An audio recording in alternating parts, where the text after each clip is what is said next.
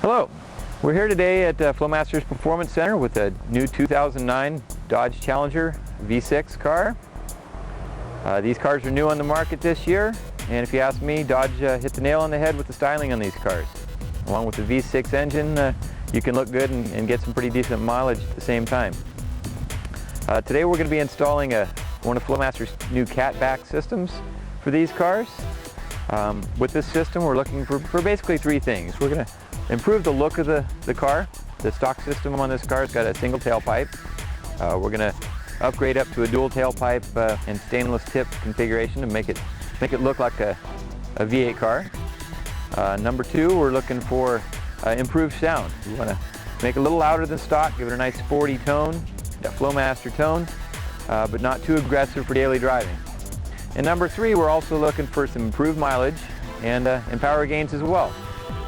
So let's take it in the shop, get it on the rack, and get it to work.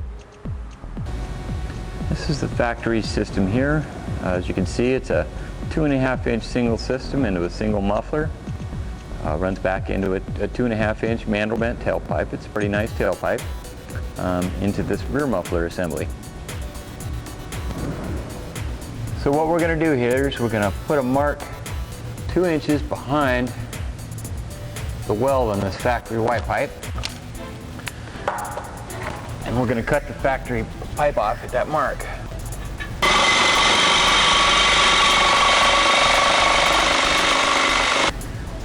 So what we'll do next is put a little lubricant on these rubber hangers to help ease taking them out. Now we use this tool here, it's called a grommet grabber, to remove these hangers, but you can use a pry bar if that's what you've got at home.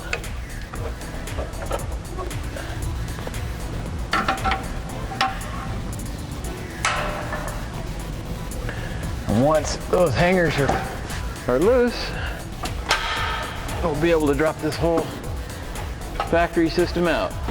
We're ready to start putting the Flowmaster system on. We'll begin by deburring this outlet pipe here. You can use a die grinder.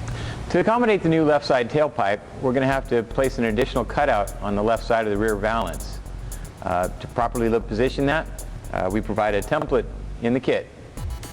Okay, you're going to need to measure from this bolt here on the rear underside and put a mark on the left side of the rear fascia at 30 3/8 inches. We're going to use that mark to position our template. Once you've got it all taped up there, we're going to go back and mark out our cutout. There's a couple of techniques you could use to make this cutout. You could probably use a sawzall or a jigsaw or a hacksaw blade. We found that a die grinder does a pretty nice job. So we're just going to go slowly and follow the lines.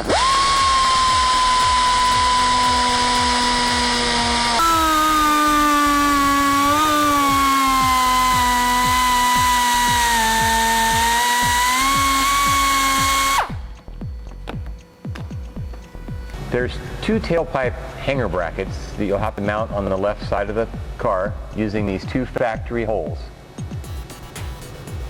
Use the bolt nuts provided to go ahead and mount those in place.